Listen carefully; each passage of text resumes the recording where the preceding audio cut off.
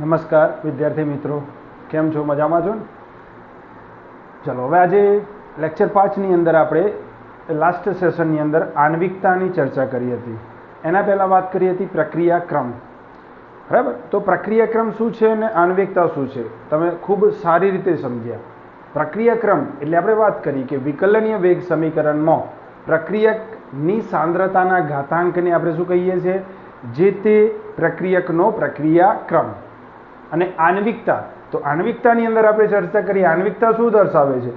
આણ્વિકતા માત્ર પ્રારંભિક પ્રક્રિયા માટે જ વ્યાખ્યાયિત કરી શકાય છે. બરાબર? એનું સંકીર્ણ પ્રક્રિયા માટે આણ્વિકતાનો કોઈ જ અર્થ નથી. બરાબર? પ્રારંભિક પ્રક્રિયા માટે. ચલો, હવે આજના લેક્ચર 6ની અંદર આપણે સંકલિત વેગ સમીકરણ સમજવાનું છે. અને એના આધારે સંકલિત વેગ સમીકરણ અને કેમ આપણે ઉપયોગ કરીએ છીએ પહેલાં, અને એના પછી શૂન્યક્રમની પ્રક્રિયા માટે. બરાબર? શૂન્યક્રમની પ્રક્રિયા માટે સંકલિત વેગ સમીકરણ તારવીશું. એના આધારે વેગ અચળાંક કે, પ્રક્રિયા સમય ટી, અર્ધ પ્રક્રિયા સમય T1/2. બરાબર? અને શૂન્યક્રમની પ્રક્રિયાનું એક વ્યવહારિક ઉદાહરણ આપીશું. ખૂબ સરસ મજાનો ટોપિક છે, મજા આવે તેવો ટોપિક છે. ચલો, સૌપ્રથમ સંકલિત વેગ સમીકરણની આપણે અગત્યતા સમજી લઈએ, કેમ ઉપયોગ કરીએ છીએ. તો વિકલનીય વેગ સમીકરણમાં તમે ગ્રાફ જોયો તો તમે જોયું તો T1 સમયે પ્રક્રિયકની સાંદ્રતા R1, T2 સમયે કેટલી હતી? R2. તમે ચોક્કસ ગ્રાફ દોરો અને કોઈ ચોક્કસ ક્ષણે તમારે પ્રક્રિયકની સાંદ્રતા જોવી હોય તો તમારે એનો ઢાળ દોરવો પડે અને એના આધારે તમે પ્રક્રિયાનો વેગ નક્કી કરી શકતા હતા. ખ્યાલ આવે? પણ એ થોડી પ્રક્રિયા જટિલ છે. એના કરતાં વધુ, વિકલન કરતાં વધુ મહત્વ સંકલિત વેગ સમીકરણ. બરાબર? તો કોઈ પણ ક્ષણે, બરાબર, તમે પ્રક્રિયક કે નિપજની સાંદ્રતા જાણી શકો, પ્રક્રિયાનો વેગ જાણી શકો, માટે સંકલિત વેગ સમીકરણની ઉપયોગિતા છે.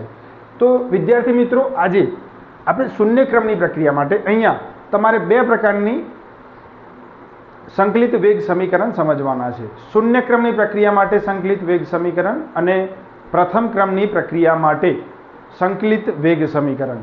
ચલો, હવે આમાંથી આખું પ્રશ્ન સ્વરૂપે લખ્યો છે. આમાંથી વધુ તમે ભાગ બનાવવો હોય તો બનાવી શકશો. ચલો, શૂન્યક્રમની પ્રક્રિયા માટે સંકલિત વેગ સમીકરણ તારવો. ચલો, તો વિદ્યાર્થી મિત્રો, દાખલા તરીકે કોઈ પ્રક્રિયા છે, આપણે લખીએ છીએ રિએક્ટન્ટ ટુ પ્રોડક્ટ. બરાબર? હવે આનો આપણે લખીએ છીએ કે ભાઈ પ્રક્રિયા વેગ શું લખો? -dr/dt બરાબર K ઇન્ટુ પ્રક્રિયકની સાંદ્રતાનો શૂન્ય ઘાતાંક. કેમ અહીંયા? કારણ કે અહીંયા કયા ક્રમની પ્રક્રિયા લીધી છે? શૂન્યક્રમની પ્રક્રિયા છે. શૂન્યક્રમની પ્રક્રિયા છે, જેથી પ્રક્રિયકની સાંદ્રતા કેટલી લીધી છે? R ની 0 ઘાત લઈએ છીએ આપણે. બરાબર? ચલો, હવે કોઈ પણની, હવે આપણને ખ્યાલ છે કે કોઈ પણની 0 ઘાત એટલે એની વેલ્યુ કેટલી થઈ જાય? 1. બરાબર? તો આપણે આ રીતે લખી શકાય. માટે -dr/dt is equal to K. કેમ આવું લખ્યું ખબર પડી? કારણ કે R ની શૂન્ય ઘાત એટલે એક કિંમત થઈ ગઈ. બરાબર? ચલો, હવે આને આગળ વિસ્તૃત સાદુરૂપ આપું તો હું અહીંયા લખું છું કે dr, બરાબર, માઇનસ બી આ બાજુ લઈ જાઉં છું, dt બી પેલી બાજુ લઈ જાઉં છું. તો -dr બરાબર -K ઇન્ટુ dt લખાય. બરાબર? માઇનસ આપણે પેલી તરફ લઈ ગયા. ચલો, હવે અથવા ચલો -dr/dt is equal to -K. બરાબર? તો આ પ્રક્રિયા વેગ શું દર્શાવે છે? પ્રક્રિયા વેગ બરાબર -K. અહીંયા પ્રક્રિયકની સાંદ્રતા નથી, માત્ર અચળાંક છે. બરાબર? ચલો, હવે આનાથી આગળ વધુ સમજીએ કે માટે dr બરાબર -K ઇન્ટુ dt, dr બરાબર -K ઇન્ટુ dt. ચલો વિદ્યાર્થી મિત્રો, બરાબર, -K ઇન્ટુ dt. હવે બંને બાજુ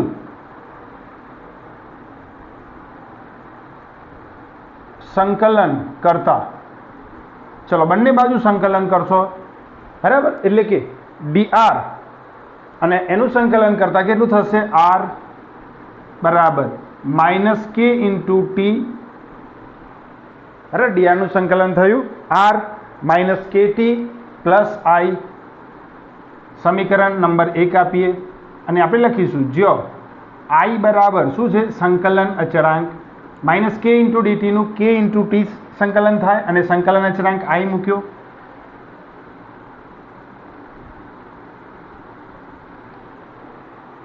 ચલો હવે આપણે t બરાબર 0 સમયે યાદ કરો. હવે સમજવાનું છે કે શરૂઆતમાં પ્રક્રિયક લીધા હોય, બરાબર, પ્રક્રિયા ના થઈ હોય તો એ વખતે પ્રક્રિયકની સાંદ્રતા r બરાબર આપણે શું લઈએ છીએ, r0 લેવાય ને, બરાબર. જો r0 એટલે 0 એટલે ઓરિજિન સાંદ્રતા, ઓરિજિન કોન્સન્ટ્રેશન ઓફ રિએક્ટન્ટ 0 કહીએ છીએ એટલે આપણે એને બધા 0 કહીશું, પણ એકચ્યુઅલી ro છે, બરાબર. ચલો એટલે કે એની મૂળ સાંદ્રતા, કારણ કે t બરાબર 0 સમય પ્રક્રિયકની સાંદ્રતા r બરાબર r0 લેતા અને આ કિંમત બરાબર સમીકરણ 1 માં મૂકતા, ચલો સમીકરણ 1 માં મૂકો તો શું થાય, r ની જગ્યાએ તમે શું લીધું, r0 લીધા, બરાબર -k અને t ની જગ્યાએ શું લઈ લીધું, 0 + i. ઓકે, ચલો હવે આ કિંમત 0 થઈ ગઈ એટલે તમે લખી શકો કે r0 બરાબર i. ચલો હવે આ સમીકરણ 2 ની કિંમત 1 ની અંદર મૂકતા, સમીકરણ 1 માં મૂકતા, સમીકરણ 1 ની અંદર મૂકો કિંમત તો i ની જગ્યાએ કિંમત લખાય, એટલે હું લખું છું r બરાબર -kt + r0 થયું. ચલો હવે બરાબર આ સમીકરણ આપણે અહીંયા મૂક્યું માઇનસ. હવે આ સમીકરણ આપણું મુખ્ય સમીકરણ છે, બરાબર. આ સમીકરણને 3 નંબર આપી દઈએ.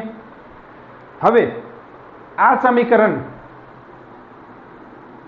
જે સુરેખ સમીકરણ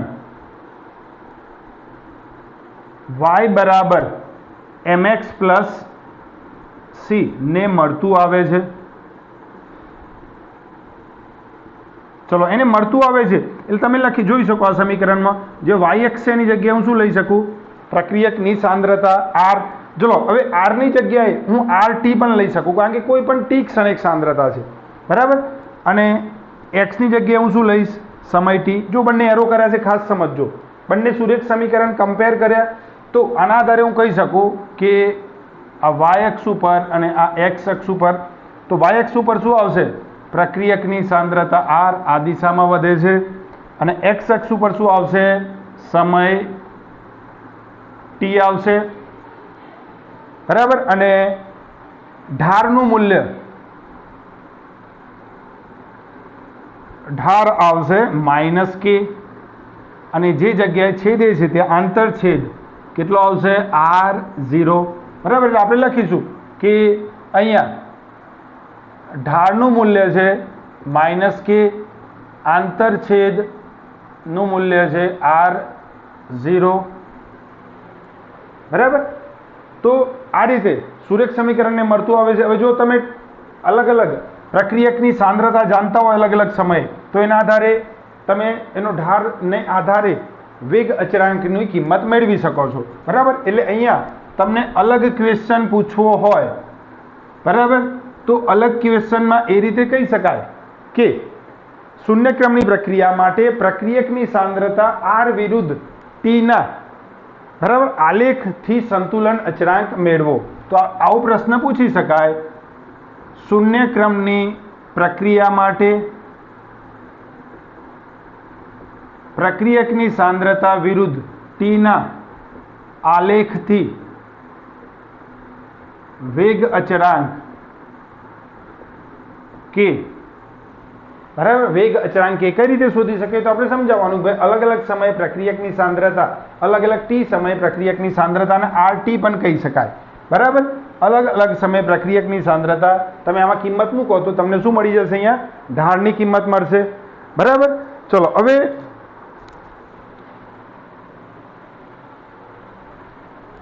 આ થયું આલેખની મદદથી વેગ અચળાંક કે તારવો. બરાબર, તમને આવો પ્રશ્ન પૂછાય તો આટલે સુધી લખી શકાય. ચલો હવે સંકલિત વેગ સમીકરણ કયું મેળવી તમે? r બરાબર -kt પ્લસ r0. ચલો હવે આ સમીકરણમાં kt ને હું આ તરફ લાવું તો આવું લખાય kt બરાબર r0 માઇનસ r. એટલે હમણાં મેં તમને કીધું હતું આ t સમય પછી પ્રક્રિયકની સાંદ્રતા છે. બરાબર, એટલે આપણે rt લખીએ છીએ. બરાબર, એટલે rt બરાબર r0 લઈ શકાય. આ t સમયે છે સાંદ્રતા. સમજ્યા આખી વસ્તુ? ચલો એટલે k ને સૂત્ર કરતા બનાવું તો k બરાબર શું લખાય? r0 માઇનસ rt છેદમાં t. બરાબર, તો આ વેગ અચળાંક k શોધવા શૂન્યક્રમની પ્રક્રિયા માટે વેગ અચળાંક k નું સૂત્ર થયું. જો r0 શું છે? પ્રારંભિક પ્રક્રિયકની સાંદ્રતા છે. શું છે? પ્રારંભિક પ્રક્રિયકની સાંદ્રતા છે. rt શું છે? t સમય પછી પ્રક્રિયકની સાંદ્રતા છે.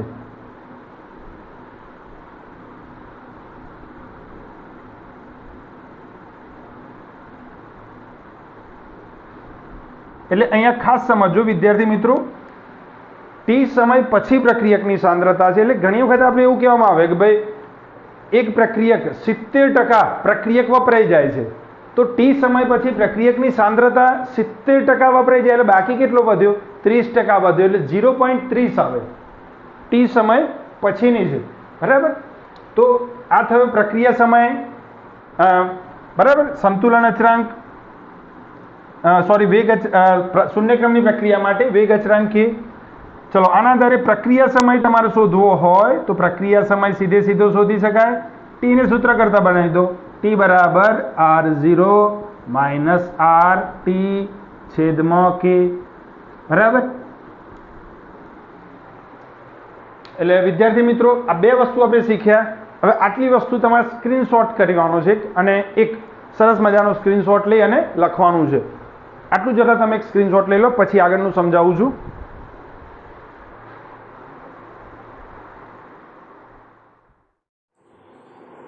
ચલો વિદ્યાર્થી મિત્રો, તમે જે નોટ કરવાની હતી કરી લીધી.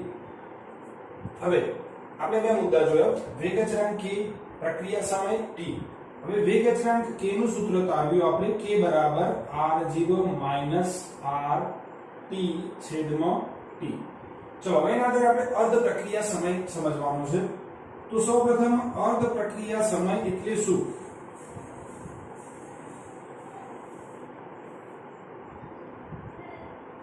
ચલો અર્ધ પ્રક્રિયા સમય જેને આપણે t1/2 કહીએ છીએ. તો સૌપ્રથમ સમજી લો અર્ધ પ્રક્રિયા સમય એટલે એવો સમય જ્યાં પ્રક્રિયકની મૂળ સાંદ્રતા અડધી થવા માટે લાગતો સમય. દાખલા તરીકે તમે 2 મોલ પ્રક્રિયક લીધો તો પ્રક્રિયકની સાંદ્રતામાં ઘટાડો થાય અને 1 મોલ જેટલો પ્રક્રિયક વધે તે માટે લાગતો સમય એને આપણે શું કહીએ છીએ? અર્ધ પ્રક્રિયા સમય. બરાબર, એટલે આપણે લખીશું કે અર્ધ પ્રક્રિયા સમય એટલે શું? તો પ્રક્રિયકની મૂળ સાંદ્રતા એટલે કેટલી કહેવાય? r0. બરાબર, અડધી થવા માટે લાગતો સમય ને અર્ધ પ્રક્રિયા સમય t1/2 કહે છે. પ્રક્રિયકની મૂળ સાંદ્રતા અડધી થવા માટે લાગતો સમય જેને આપણે શું કહીએ છીએ? અર્ધ પ્રક્રિયા સમય. ચલો હવે એક વસ્તુ સમજો કે t બરાબર 0 સમયે પ્રક્રિયકની સાંદ્રતા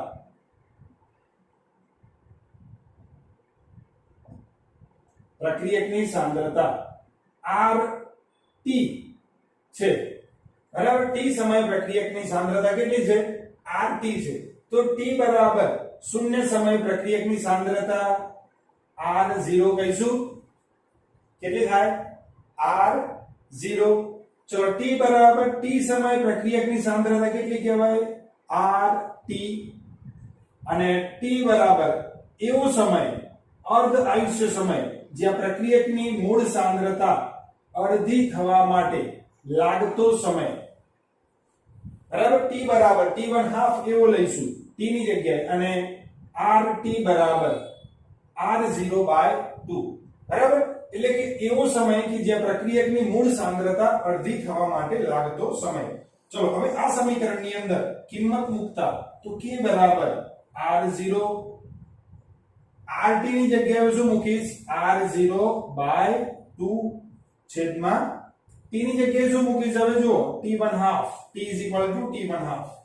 ખાસ સમજો કઈ બાર ફેરફાર કર્યો? t ની જગ્યાએ t1/2 અને RT ની જગ્યાએ R0/2. કારણ કે વ્યાખ્યામાં કીધું અર્ધ પ્રક્રિયા સમય એટલે એવો સમય કે મૂળ સાંદ્રતા R0 ઓરિજિન સાંદ્રતા અડધી થવા માટે લાગતો સમય. ચલો R0 એટલે 1 R0 છે, એમાંથી અડધો R0 બાદ કરીએ એટલે સ્વાભાવિક રીતે તમે કહેશો એટલે કેટલું વધ્યું? R0/2 વધ્યા, અને છેદમાં t1/2 તો છે જ. ચલો 2 નીચે જતા રહે સાદુ રૂપમાં, તો તમે આવું કહી શકો R0/2 into t1/2. ચલો t1/2 ને આ બાજુ લાવો તો આવું કહી શકાય કે t1/2 બરાબર R0/2 into k. ચલો આ પ્રક્રિયકનો અર્ધ આયુષ્ય સમય તમે આનાથી કહી શકો કે શૂન્ય ક્રમની પ્રક્રિયા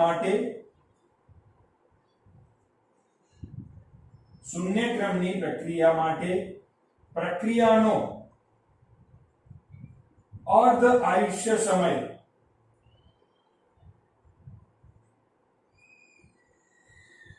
શૂન્ય ક્રમની પ્રક્રિયા માટે પ્રક્રિયાનો અર્ધ આયુષ્ય સમય એ શરૂઆતની અથવા મૂળ સાંદ્રતા R0 ના સમપ્રમાણમાં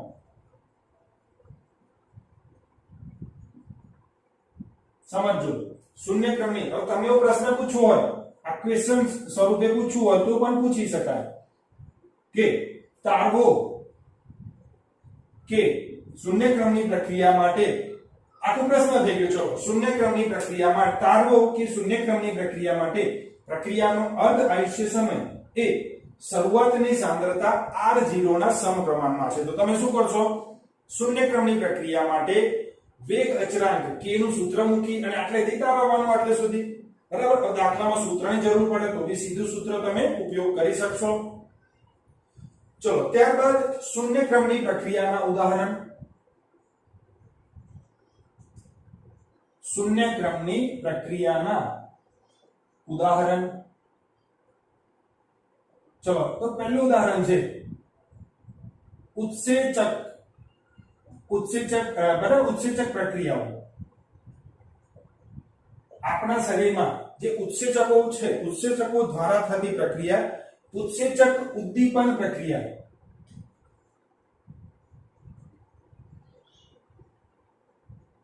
આપણા શરીરમાં જે ઉત્સેચકો કાર્ય કરે છે, બરાબર, એ શૂન્ય ક્રમ ને આધારે છે. શૂન્ય ક્રમની પ્રક્રિયા માટે પ્રક્રિયાનો વેગ એ એની મૂળ સાંદ્રતાને, બરાબર, પ્રક્રિયાનો અર્ધ આયુષ્ય સમય એની મૂળ સાંદ્રતાના સમપ્રમાણમાં છે. ચલો એટલે અહીંયા એનું એક બીજું ઉદાહરણ લખી લઈએ આપણે. વાયુમય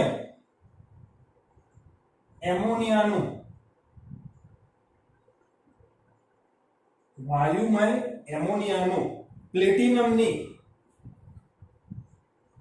સપાટી પર ઊંચા દબાણે વિઘટન એ કયા પ્રકારની પ્રક્રિયા છે? શૂન્ય ક્રમની પ્રક્રિયા છે. બરાબર? ચલો વાયુમય એમોનિયાનું પ્લેટિનમની સપાટી પર એ વિઘટન એ કયા પ્રકારની પ્રક્રિયા છે? શૂન્ય ક્રમની પ્રક્રિયા. હવે ખાસ સમજો કે શૂન્ય ક્રમની પ્રક્રિયા માટે આપણે આવું લખ્યું dr/dt = k, એટલે કે અહીંયા પ્રક્રિયા વેગ, આને શું કહીએ? પ્રક્રિયા વેગ. એ તો બરાબર. તો અહીંયા આ ખાસ બીજું એક વાક્ય નોંધજો કે અર્ધ આયુષ્ય સમય એ મૂળ સાંદ્રતાને સમપ્રમાણમાં છે, જ્યારે પ્રક્રિયા વેગ એ અર્ધ આયુષ્ય, બરાબર, એના પર આધાર, પ્રક્રિયા વેગ એ એની મૂળ સાંદ્રતા પર આધાર રાખતો નથી. આ ઉદાહરણમાં એક બીજી વાર સમજી લો. એમોનિયાનું પ્લેટિનમની સપાટી પર ઊંચા દબાણે વિઘટન શૂન્ય ક્રમની પ્રક્રિયા છે. હવે જો શરૂઆતમાં એમોનિયા વાયુનું અધિશોષણ થશે ત્યારે, બરાબર, જેમ તમે દબાણ વધારો એમ અધિશોષણ વધશે. એટલે કે શરૂઆતમાં તો પ્રથમ ક્રમની પ્રક્રિયા છે, પણ એક વખતે પ્લેટિનમની સપાટી સંપૂર્ણ અધિશોષણ થઈ જાય પછી તમે ગમે તેટલું દબાણ આપશો, વધુ અધિશોષણ થશે નહીં. તો એ વખતે કયા ક્રમની પ્રક્રિયા છે? શૂન્ય ક્રમની. આ ખાસ ઉદાહરણમાં સમજજો. ચલો, ત્યારબાદ HI વાયુ નું ગોલ્ડની સપાટી પર ઉષ્મીય વિઘટન. આ ત્રણ ઉદાહરણ સમજાયા છે. ગોલ્ડની સપાટી પર HI વાયુનું વિઘટન, બરાબર. આ થયું શૂન્ય ક્રમની પ્રક્રિયાના ઉદાહરણ. અર્ધ પ્રક્રિયા સમય. હવે આ ડિફરન્સ સમજો. આ ટોપિક અહીંયા કમ્પ્લીટ થાય છે, બરાબર, પણ આ વસ્તુ તમારે ખાસ યાદ રાખવાની છે, બરાબર. તો એક વસ્તુ કઈ, તો તમે આ સૂત્ર પરથી જ સમજો. અર્ધ પ્રક્રિયા સમય એ પ્રક્રિયકની મૂળ સાંદ્રતાના સમપ્રમાણમાં છે, બરાબર. એટલે અહીં લખી દઉં છું. શૂન્ય ક્રમની પ્રક્રિયા માટે, શૂન્ય ક્રમની પ્રક્રિયા માટે અર્ધ પ્રક્રિયા સમય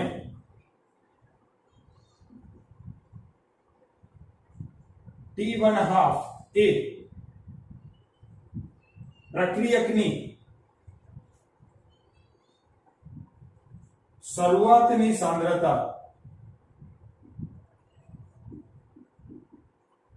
પ્રક્રિયકની શરૂઆતની સાંદ્રતા ના સમપ્રમાણમાં હોય છે, જ્યારે શૂન્ય ક્રમની પ્રક્રિયા માટે પ્રક્રિયા વેગ એટલે શું? dr/dt એ એની પ્રક્રિયકની શરૂઆતની સાંદ્રતા પર આધારિત નથી, બરાબર. એટલે બંને વ્યસ્ત છે. જો પ્રક્રિયા વેગ છે એ મૂળ સાંદ્રતા પર આધારિત નથી, જ્યારે અર્ધ પ્રક્રિયા સમય એ પ્રક્રિયકની મૂળ સાંદ્રતા ઉપર આધાર રાખે છે. તો વિદ્યાર્થી મિત્રો, આખો સંકલિત વેગ સમીકરણ, આખો ટોપિક થયો શૂન્ય ક્રમની પ્રક્રિયા માટે સંકલિત વેગ સમીકરણ કે, બરાબર, એને તારવો.